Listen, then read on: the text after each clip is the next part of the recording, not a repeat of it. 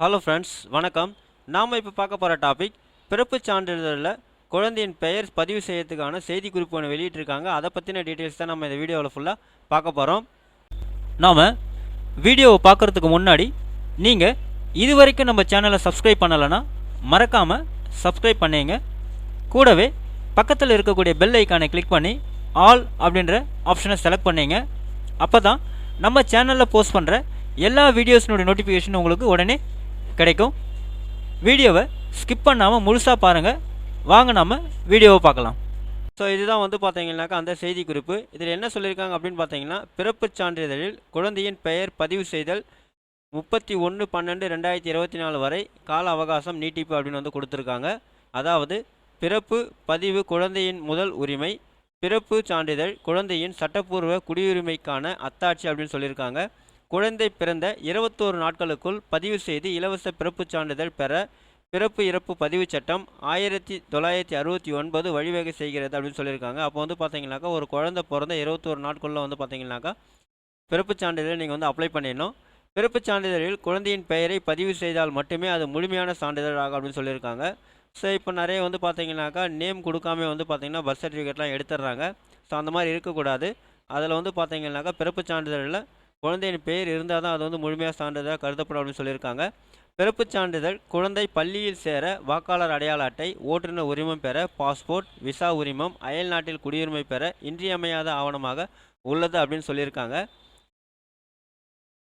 ஒரு குழந்தையின் பிறப்பு பெயரின்றி பதிவு செய்யப்பட்டு இருப்பின் அக்குழந்தையின் பிறப்பு பதிவு செய்யப்பட்ட நாளிலிருந்து 12 மாதத்திற்குள் குழந்தையின் பெற்றோர் அல்லது காப்பாளர் எழுத்து வடிவிலான உறுதிமொழியை சம்பந்தப்பட்ட பிறப்பு இறப்பு பதிவாளரிடம் அளித்து எவ்வித கட்டணமுமின்றி பெயர் பதிவு செய்திடலாம் அப்படின்னு சொல்லியிருக்காங்க. அதாவது பார்த்தீங்கன்னா நீங்கள் பெயர் பதிவு செய்யாமல் பர்த் சர்டிஃபிகேட்டில் உங்கள் பர்த் சர்டிஃபிகேட்டை குழந்தையினுடைய பர்த் சர்டிஃபிகேட் நீங்கள் வாங்கிட்டு இருந்தீங்கன்னா மறுபடியும் நீங்கள் அதில் பதிவு செய்யணும்னா எந்தவித தாமத கட்டணமும் இன்றி 12 மாதத்துக்குள்ளே நீங்கள் பார்த்தீங்கன்னாக்கா அதை நீங்கள் அப்ளை பண்ணி வாங்கிக்கலாம்.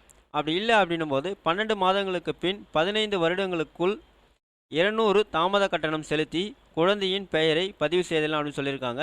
அப்போது 12 மாதம் முடிஞ்சிச்சு அப்படின்னா அதன் பிறகு பார்த்தீங்கன்னா 15 ஆண்டுக்குள்ளே நீங்கள் பார்த்தீங்கன்னாக்கா உங்கள் பெயரை நீங்கள் பிறப்புச் சான்றிதழில் நீங்கள் சேர்த்துக்கலாம். அப்படி சேர்த்துக்கணும் அப்படின்னு பார்த்தீங்கன்னா அதுக்கு தாமத கட்டணமாக 200 ரூபா செலுத்தணும் அப்படின்னு சொல்லியிருக்காங்க.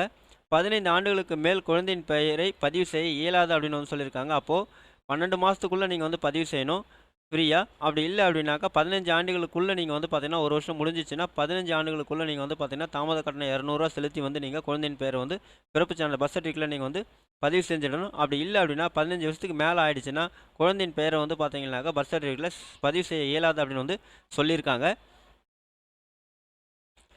இந்திய தலைமை பிறப்பு இறப்பு பதிவாளரின் அறிவுரைப்படி 1/1/2000க்கு முன்னர் பதிவு செய்யப்பட்டுள்ள பிறப்புகளுக்கும் 1/1/2000க்கு பிறகு 15 ஆண்டுகள் கடந்த பிறப்பு பதிவுகளுக்கும் குழந்தை பெயர் வைத்து பிறப்பு சான்று பெற 31/12/2024 வரை கால அவகாசம் நீட்டிக்கப்பட்டுள்ளது அப்படின்னு சொல்லியிருக்காங்க.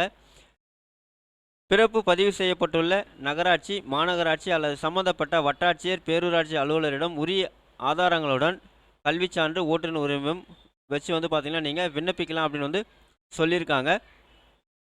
ஸோ அப்போ பார்த்தீங்கன்னா 1/1/2000க்கு முன்னர் பதிவு செய்யப்பட்டவங்களாக இருந்தாலும் சரி, இல்லைனா பார்த்தீங்கன்னா 1/1/2000க்கு பிறகு 15 ஆண்டுகள் பார்த்தீங்கன்னா கடந்தவங்களாக இருந்தாலும் நீங்கள் பார்த்தீங்கன்னாக்கா 31/12/2024க்குள்ளே உங்கள் குழந்தையினுடைய பெயரை பார்த்தீங்கன்னா பர்த் சர்டிஃபிகேட்டில் நீங்கள் பதிவு செய்யலாம் அப்படின்னு சொல்லியிருக்காங்க. இவ்வாறான கால அவகாசம் நீட்டிப்பு இனி வரும் காலங்களில் வழங்கிட இயலாது என இந்திய தலைமை பிறப்பு இறப்பு பதிவாளரால் தெரிவிக்கப்பட்டது அப்படின்னு சொல்லியிருக்காங்க. ஸோ இந்த சான்ஸை நீங்கள் மிஸ் பண்ணிட்டீங்க அப்படின்னா இதுக்கு மேலே இந்தமாதிரி ஒரு சான்ஸ் கொடுக்க மாட்டாங்க அப்படின்னு சொல்லியிருக்காங்க. எனவே இந்த அரிய வாய்ப்பினை பயன்படுத்தி கொண்டு பெயருடன் கூடிய பிறப்பு சான்றிதழை பெற்றுவிட கேட்டுக்கொள்ளப்படுகிறது அப்படின்னு சொல்லியிருக்காங்க. ஸோ அப்போ பார்த்தீங்கன்னாக்கா யாரெல்லாம் உங்களுடைய குழந்தையினுடைய பர்த் சர்டிஃபிகேட்டில் பார்த்தீங்கன்னா பேர் நீங்கள் சேர்க்காமல் இருக்கீங்களோ அவங்க எல்லாமே பார்த்தீங்கன்னாக்கா 31/12/2024க்குள்ளே பார்த்தீங்கன்னாக்கா உங்களுடைய குழந்தையினுடைய பெயரை பர்த் சர்டிஃபிகேட்டில் சேர்த்துருங்க. ஸோ அவ்வளோதான் பார்த்தீங்கன்னாக்கா அவங்க இந்த செய்தி குறிப்பில் வெளியிடக்கூடிய இன்ஃபர்மேஷன்ஸ். இந்த வீடியோ உங்களுக்கு பிடிச்சிருந்தா லைக் பண்ணுங்கள், அதிகமாக உங்கள் ஃப்ரெண்ட்ஸ் அண்ட் ரிலேட்டிவ்ஸ்க்கு ஷேர் பண்ணுங்கள், கமெண்ட் பண்ணுங்கள். மீண்டும் ஒரு நல்ல வீடியோவில் சந்திப்போம். நன்றி.